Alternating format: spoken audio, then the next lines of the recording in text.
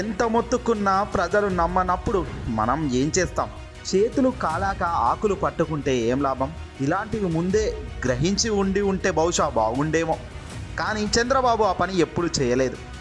ఎంతసేపు తన లాభం, తన మిత్ర లాభం మాదిరిగా ఆలోచించి ముందుకెళ్ళిన చంద్రబాబుకు ఇప్పుడు జగన్ దెబ్బతో కదలికలు మారిపోతున్నాయి. దిమ్మ తిరిగి బొమ్మ కనబడుతున్నట్టుగా స్పష్టంగా ఆయన మాటల్లోనే అర్థమవుతున్న వైన్యం. ఎస్, చంద్రబాబు ఎక్కడికి వెళ్ళినా ఏం మాట్లాడినా తన నైజం మొత్తం ఒక్కటే. జగన్ మీద తన ఆక్రోశం వెలగక్కడం.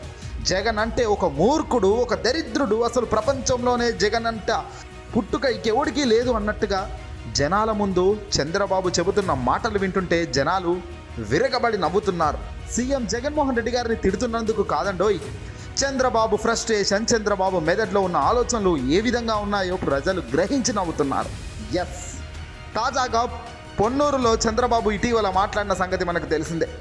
ఇక్కడ కొన్ని మాటలు ఆయన తీసుకున్నా, కొన్ని ఆయన చెబుతున్నవి వింటున్నా నిజంగా విరగబడి నవ్వే పరిస్థితే ఉంది. చంద్రబాబుకు మైండ్ దొబ్బిందా, లేదంటే చంద్రబాబుకి ఏదైనా పిచ్చి పట్టిందా అని క్లియర్గా కనపడుతుంది, వినపడుతుంది. జగన్మోహన్ రెడ్డి గారిని ఏదో ఒకటి చెయ్యాలి, తక్షణమే జగన్ గారిని పక్కకి జరిపి మళ్ళీ నేను ఆ కుర్చీలో కూర్చోవాలి అన్న ఆక్రోశమే తప్ప, ఆరాటమే తప్ప ఎందుకు నేను అక్కడ కూర్చోవాలి?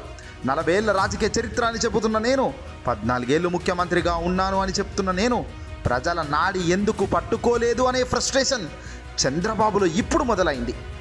నిజంగా సమయం చాలా గొప్పది. ఒక్కొక్కరికి ఒక్కొక్క సమయంలో ఒక్కొక్క పాఠం నేర్పిస్తుంటుంది.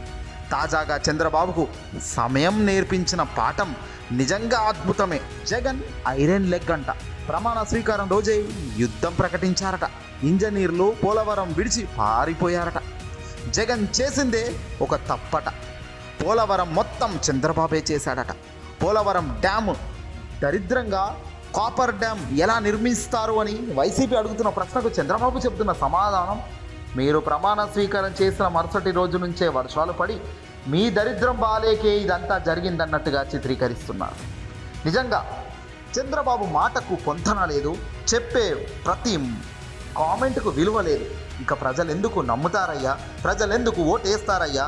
ఇప్పుడైనా చంద్రబాబు ఫ్రస్ట్రేషన్ పీక్స్ అయి బద్దలవుతుందే తప్ప అసలు ఏమీ లేదు అనేది క్లియర్గా కనబడుతుంది. జగన్ వచ్చాక రాష్ట్ర ఆదాయం తగ్గిందట. జగన్ వచ్చాక అప్పులు పెరిగిపోయాయట. జగన్ ఓ కిలాడి వ్యక్తి అట. ఇంత దారుణంగా చంద్రబాబు కామెంట్లు చేస్తున్నారంటే అసలు ఇంత వరెస్ట్గా ఇంకెవరన్నా మాట్లాడుకుంటారా? పైగా ఇంత చరిత్ర, ఇంత అనుభవం అని చెప్పుకుంటున్న చంద్రబాబే స్వయంగా ఇన్ని దారుణంగా మాట్లాడుతుంటే, సరే మాట్లాడిన దానిలో నిజాలేమైనా ఉన్నాయా అని వెతుక్కుంటే కూడా నిజాలే లేవు. సమయం సందర్భం లేకుండా తన యొక్క స్పీచ్ నడుస్తుంది. మధ్యలో ఏ టాపిక్ ఎందుకు ఇన్వాల్వ్ చేస్తున్నాడో కూడా అర్థం కావడం లేదు. ఇక జనాలు గట్టిగా అరిచినా, జనాలు చప్పట్లు కొట్టండి, చేతులు లేపి చూపించండి, ఇది కరెక్టా, చేతులు లేపండి అని ఇలా అడుక్కోవడం ఏంటయ్యా, ఇది గలీజ్గా ఉంది అంటున్నారు ప్రజలు. చంద్రబాబు ఎక్కడికి వెళ్ళినా ఈ అడుక్కోవడం మాత్రం మానట్లేదు. ప్రజలు నచ్చితే చప్పట్లు కొడతారు. చంద్రబాబుకు నిజంగా ప్రజాదరణ ఉంటే ఆటోమేటిక్గా జనాలు జై కొడతారు. దీంట్లో ఎవడో వచ్చి మనకు ఎదురుగా నిలబడి చెప్పాల్సిన అవసరం లేదు. కానీ చంద్రబాబు స్పీచ్లో అది కాదు అడియో, ఏకంగా చంద్రబాబు చెబుతాడు.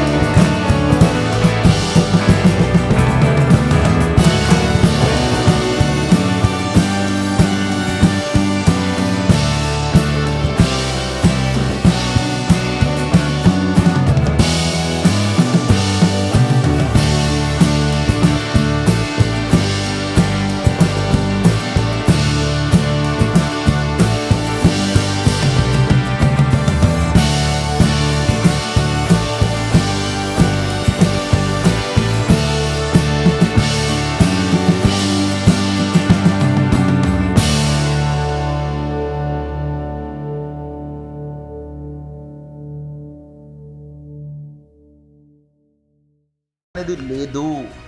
ఏదో ప్రజల ముందు ఒర్రుతున్నాడు, మాట్లాడుతున్నాడే తప్ప నమ్మకంగా పట్టుదలతో చంద్రబాబు లేడు అనేది క్లియర్గా తెలుసు.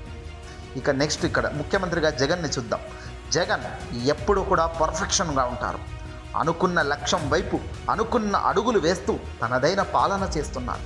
నేడు ఒక రకంగా పాలన చక్కదిద్దుతూనే రాబోయే ఎన్నికలకు తనదైన మార్క్ విధానంతో ప్రజల్లోకి వెళ్తున్నారు. దేశంలో ఏ రాష్ట్రంలో ఏ ముఖ్యమంత్రి చేయలే ఇట్లా గడప గడపకు మన ప్రభుత్వ ప్రోగ్రాం నేడు జగన్ చేస్తున్నారు. 40 ఏళ్ల చరిత్ర అని చెప్పుకున్న ఈ బాబు గారు ఎన్నడైనా ఇంటింటికి వెళ్ళాడా, సమస్యను తెలుసుకున్నాడా? ఎన్నడూ లేదు. కానీ జగన్ ఎన్నికలకు ముందు నన్ను నమ్మండి అని చెప్పుకునేటప్పుడు పాదయాత్ర ద్వారా ప్రజల్లోకి వెళ్ళారు. నేడు ప్రభుత్వం వచ్చి 3.5 సంవత్సరాల తర్వాత పేపర్ పట్టుకొని అమ్మా మీకు ఆ రోజు చెప్పినవి వచ్చాయా అంటూ గడప గడపకు మళ్ళీ ప్రజలను, ఎమ్మెల్యేలను, ప్రజాప్రతినిధులను పంపుతున్నారు. ఈ మాదిరిగా గవర్నెన్స్ ఉన్నప్పుడు ప్రజలు ఎందుకు నమ్మరు అంటే ఖచ్చితంగా నమ్ముతారు. ఇక ఆవేశం ప్రజల్లో చూసో, ప్రజల్లో అరుపులను చూసో నా పోరాటంపై నాకే నమ్మకం పెరుగుతుంది అనిపిస్తే చంద్రబాబు ఇంతకన్నా ఫెయిల్యూర్ పొలిటికల్గా ఇక ఇంకొక మాట మనం చెప్పకూడదు. దీని వెనకాల ఆయన ఉద్దేశం ఏంటి? ఆయన పోరాటం మీద ఆయనకు నమ్మకం లేదు, ఆయన మాట్లాడే దాని మీద ఆయనకు నమ్మకం లేదు. తాను మాట్లాడుతున్నాడు ఏదో ఒక ఇక ఫ్లోలో తప్ప నమ్ముతారు, ఓట్లేస్తారు అనే నమ్మకమే చంద్రబాబుకు లేదు అనేది